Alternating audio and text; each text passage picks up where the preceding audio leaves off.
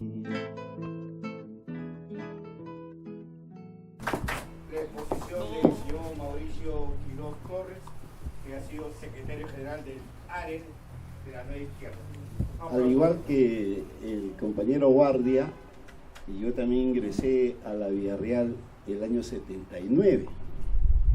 También he bebido de las mismas fuentes que ha señalado Edmundo.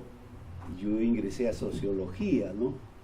Llegué becado a la Villarreal, venía de un medio eminentemente sindicalista que era en el norte chico, la ciudad de Paramonga, de donde yo provenía, y me encuentro que en la universidad había esa contienda entre el ARE y el IDE, ¿no?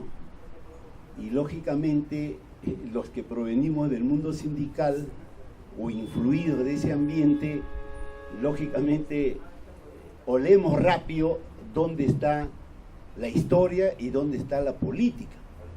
Y de inmediato yo me incorporo al ARE y a iniciativa acá de compañeros como Mario, César Vázquez y otros compañeros veteranos, me ungen pues no como secretario general del ARE, ¿no? Y también sufro la embestida pues no, que dice Guardia, que cuando no entienden a las buenas, entonces les caía lo que hacían los compañeros de la brigada, ¿no? Y en la universidad era constante, y por eso particularmente algunos de los dirigentes como mi persona teníamos que andar con algunos chalecos, ¿no? Y tanto así incluso que en una oportunidad cuando nos han agarrado y nos han dado en Alfonso Ugarte, porque como dice Guardia, Mario, había esa persecución, ¿no? Y yo me acuerdo que en el Hospital Loaiza, desde el local de Alfonso Ugarte, nos han cogido, y bueno, en la batalla los que eran más ganaron, pues nosotros éramos menos, y encima salía, pues no sé de dónde salía, pero todo el sector que golpeaba, ¿no? Pero aún así nosotros seguíamos, como dice Edmundo, haciendo pues política, y controlábamos pues los centros federados, ¿no? O sea, teníamos un apoyo del estudiantado, porque asumíamos la defensa del universitario, asumíamos la defensa de lo que era la situación política que acontecía en el país, y dentro de la organización política se asumía la defensa, como dice Edmundo, de esa obra que era el antiimperialismo y el APRA, y especialmente de las actualizaciones que había hecho Víctor Raúl de la Torre en los prólogos diversos, ¿no? Inclusive en una que, al menos en el círculo donde yo participaba, nos impactó, era donde reconocía la preeminencia de que son las clases sociales oprimidas, explotadas, las que tienen que hacer la conducción del proceso de cambios en un país. No como ahora que tipo vedettes se está pretendiendo que la gran burguesía pueda ungirse de candidatos o de militancia y asumir posiciones de liderazgo, de conducción del Estado-nación en el país. Pero eso, ¿de dónde lo hemos bebido? Lo hemos bebido de los compañeros que participaron en el 5 de febrero del 75. Y el 5 de febrero del 75 marca una especie de nueva política universitaria en el país, ¿no? Tito ha recordado que la fundación del ARE no se hizo en la Villarreal, nació con los que hicieron oposición a esa coalición, ¿no?, con la Unión Nacional Obrerista, que es el sector casista del partido. Y allí, cuando nace en la UNI, que dicho sea de paso, era una universidad donde aparentemente no se debía hacer política porque tenía que ser bien tecnificado, y en la UNI difícilmente puedes perder horas, clases haciendo política, ¿no? Pero aún así surgió ahí, ¿no? Dicho sea de paso, el Felipe de las Casas es recordado por haber fundado, pues, ¿no?, ahí la Facultad de Ingeniería Económica. Pero ese tipo de elementos, digamos, doctrinales y políticos e ideológicos eran los que bebíamos nosotros. Como dice Guardia, él ingresó al 7-7, yo ingreso al 7-9, pero ya entrábamos en una efervescencia total, porque el Perú también ya estaba con el proceso constituyente casi en término, y entraba en una devolución del poder político y el funcionamiento del juego de partidos y del Parlamento peruano, ¿no? Pero todo eso, ¿a qué se debió? ¿No? Algunos tienen su versión desde el lado de la izquierda reformista, reaccionaria, de los grupos revolucionaristas, tiene su versión de cómo surgió eso, ¿no? Para ellos todo empezó con el paro nacional del 19 de julio de 1977. Pero Herbert Mujica ha hecho una precisión. No empezó ahí, dice, empezó el 5 de febrero de 1975. Y el 5 de febrero hay que escudriñarlo, ¿no? A buena hora que Tito Agüero, como sociólogo que es, ¿no? Está haciendo la historia de lo que pasó el 5 de febrero. Porque en términos de actores, en términos de propuestas, en términos de movilización, el 5 de febrero ha dejado varias enseñanzas. Primero, por ejemplo, el movimiento universitario se subordinó al movimiento huelguístico de la Guardia Civil. O sea, se subordinó. No levantó unas banderas programáticas nuevas, ajenas. Se subordinó y movilizó en distintas universidades de Lima y del país, ¿no? a los universitarios, en solidaridad con la represión y en solidaridad con las demandas de la Guardia Civil, que se había hecho una huelga desde el 3 de febrero. Pero la coyuntura del país también era bastante, digamos, peculiar. Mientras todos los áulicos de la dictadura decían que el Perú se veía el mejor de los momentos, la huelga de la policía desenmascaró eso. Pero no solamente había huelga de la policía.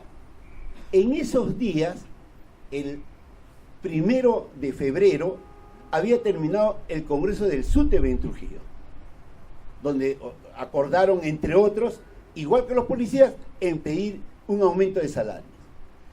El día 2 y 3, los trabajadores del Seguro Social también estaban desarrollando una huelga nacional. Y en mi pueblo de Paramonga, 20 trabajadores entraron en una huelga de hambre porque la empresa estatal Sociedad Paramonga Limitada los había despedido por hacer una huelga.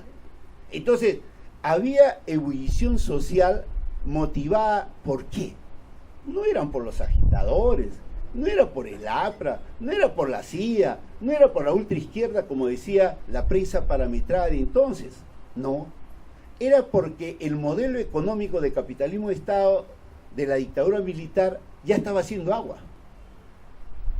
Entraron con una cantidad de reservas internacionales neta y todo lo quemaron justamente con los famosos subsidios al aparato estatal. Y ahí se quemaron los dólares, empezó la crisis. ¿Y quiénes son los que más sufrían ahí? Los que no eran parte del régimen militar. La Guardia Civil es uno de ellos. Los maestros que estaban en combate desde su fundación del SUTEP, el 72, eran otro de los sectores olvidados. Y los trabajadores del Seguro Social y de los hospitales, como sucede hasta el día de hoy incluso. Son los sectores donde la política, digamos, imperialista se refleja con mayor nitidez con la merma de sus ingresos. Y eso motiva las protestas. Y por eso es que cuando la Guardia Civil sale a protestar, el movimiento universitario se solidariza y ante la represión cunde pues toda una movilización que falta estudiarlo realmente. Reitero, a buena hora que Tito se incorpore en esta labor. Nosotros también por nuestra parte hemos aportado con varios artículos, seguimos haciendo investigación y hay algunas cosas que hemos constatado, ¿no? Por ejemplo, se acusa de que esto ha sido hecho, lo del 5 de febrero, por la CIA, por la ultraizquierda y por el APRA. O sea, a tres sectores claros. Pero la pregunta es, en el libro Cronología Política de Desco, que se publica el año 77-78, se dice que un sector del movimiento que se movilizó fue a apedrear la embajada norteamericana. Y cuando estaban apedreándolas, salen justamente los que defienden pues las embajadas y los comienzan a disparar. El movimiento universitario ahí estaba desarmado, evidentemente no tenía capacidad de respuesta, ¿no?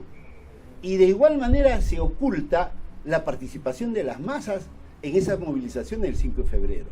Esa foto que ustedes ven acá afuera refleja una masividad de la participación, digamos, especialmente de los universitarios, pero Aldo Panfichi dice que también había otros sectores.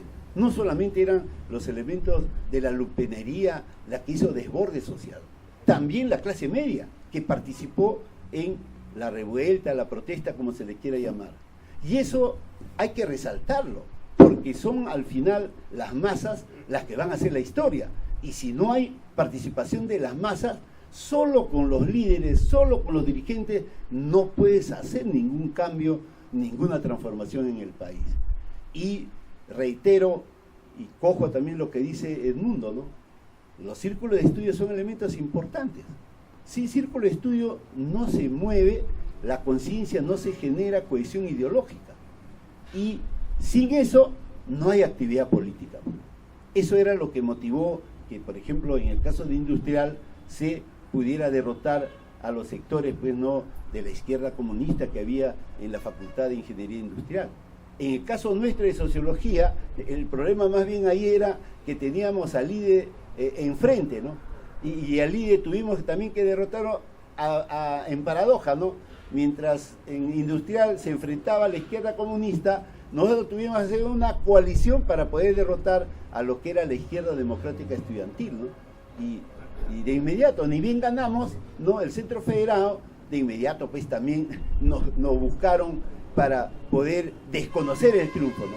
Pero como era un movimiento masivo, se pudo mantener el Centro Federado por algunos años. Entonces, esas lecciones yo creo que hay que retomarlas, ¿no? Y finalmente, lo que dice Javier es correcto, ¿no? La política siempre va junto con la economía. Es más, en el siglo XIX, los reputados economistas eran llamados economistas políticos. Cuando ya la burguesía, en su fase imperialista, se ha transformado en capital financiero, se ha transformado en capital monopólico, se ha transformado en un exportador de capitales y de materias primas en gran escala, ahí se ha hecho esa desviación, se ha apartado a la economía de la política. Y eso es inseparable. Si seguimos separados, justamente los pueblos vamos a seguir sufriendo lo que ahora sufrimos con los indicadores que nos ha dado Javier. Entonces, creo que lo que dice Edmundo hay que retomarlo. Sea en el partido que se puede estar, el rumbo lo ha dicho ya desde la década del 20 esos dos grandes pensadores que ha tenido la historia del Perú, Víctor Raúl de la Torre y José Carlos Mariátegui. ¿Cuál es el rumbo? El rumbo es hacia la izquierda. Ahí no es centro, no es derecha, no es buscar otro tipo de modelo. El rumbo es de la izquierda.